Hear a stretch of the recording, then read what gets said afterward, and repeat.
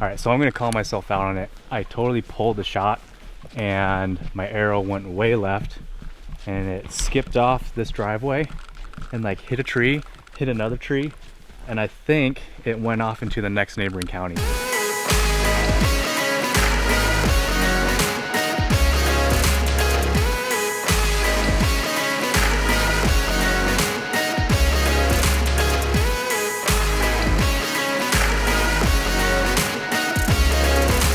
Hey guys, welcome back to the Trayvax channel. I'm Andy Tran with Interbark Outdoors, and in this episode we're going to shoot some compound bows. I love shooting compound bows. They're super accurate, they're super powerful, and because it's a more primitive hunting weapon than a rifle, you can pretty much hunt year round with them, or you can pretty much hunt all seasons with them. So it's a really versatile tool. I'm here today to kind of kick the rust off my shoulder, and I just so happened to forget my release back at home. But that's bound to happen during a hunting trip anyway, so I might as well practice using just my fingers.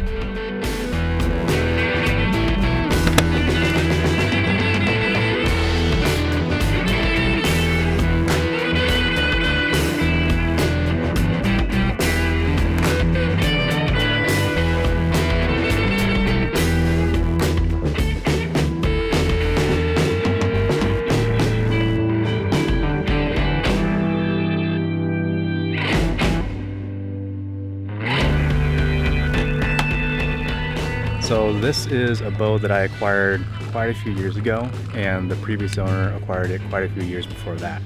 So this is actually a really super old bow, but the old bows that are compound and the new ones share a lot of the same things. So you have a pulley right here and you have a cam. The thing that's different about a compound bow versus a traditional bow is basically those parts with the cables and the actual string. The good thing about it is when you pull it back and you're all the way at full draw, you're only holding about 20% of the weight. So you might be feeling 65 pounds all the way until the very end, and you'll hit like this shelf.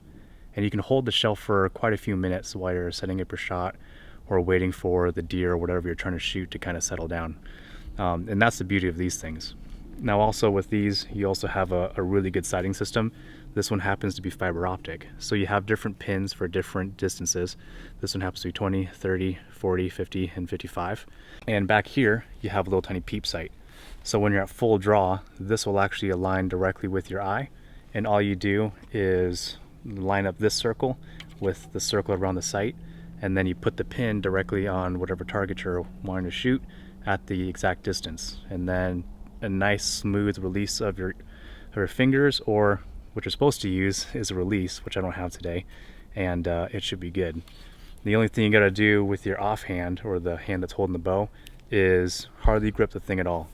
The reason why I have this, it's called a lanyard, it's so that the bow doesn't fall in my hand, because when I'm shooting I try not to grip much at all. Some guys like to go and circle their fingers, but I like to just go like this and make an L shape. That way there's no force that you're imparting with your other hand. And that way it just goes nice and straight. You're not tweaking it right before the shot, and you have a nice solid follow through. And you'll notice that there is these little cat whisker type things, and also these random like squishy bumpers. The purpose between all these is that it absorbs vibration energy. So when the arrow is released, there's a lot of energy that gets wasted in the form of vibration, and these help absorb that, which reduces sound. And you'll also see that in the stabilizer as well. If you look at a super slow motion video of these, you'll see that after the shot, these things will vibrate and they kind of look like jello. But moving at higher rate of speed, they do a lot to make this thing quiet. So you might be able to capture that today. So today I'm going to be shooting into a basic archery target. This one's pretty inexpensive and can be found at pretty much any sporting goods store. But the good thing about it is they're low tech, there's no big moving parts, it's really durable, and best of all, it stops every single arrow that I have.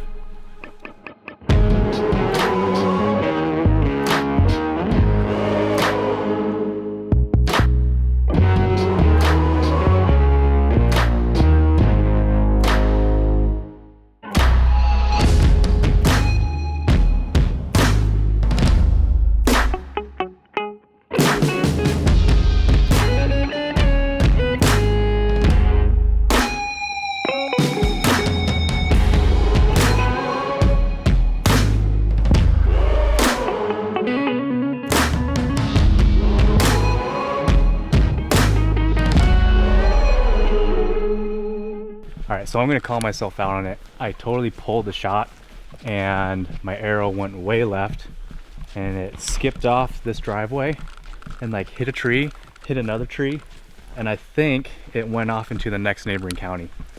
I'm gonna try and find it, but ooh, there it is. Oh my goodness. All right, so teachable moment. So whenever you miss a target, especially with these carbon arrows, you gotta inspect everything for scratches, because any scratches is gonna be a weak spot for it to splinter. And if it splinters while it's going out of your bow, it's gonna go directly into your hand. Google that and to Google images, and it's pretty gross. The next thing you do is you rotate it and bend it, and just use your ears and your fingers to feel and hear for any cracking. And this is safe. We're good to go.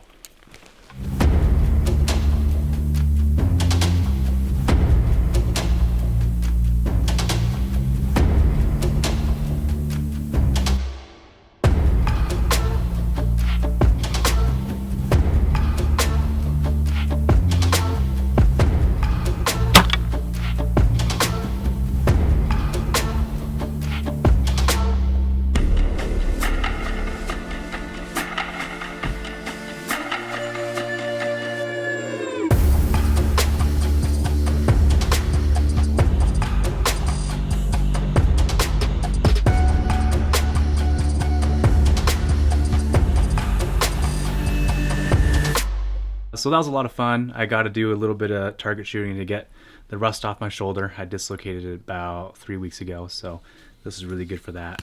And it was also really good practice shooting without a release, because like I said before, I'm bound to forget it at some point.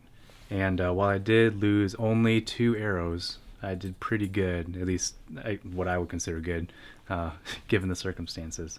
If you guys haven't already, go ahead and subscribe to the Trayvax channel, and also check out my page at Innerbark Outdoors. There you'll find a whole bunch of other stuff like this. But yeah, go ahead and check out the previous episodes and stay tuned next week for more.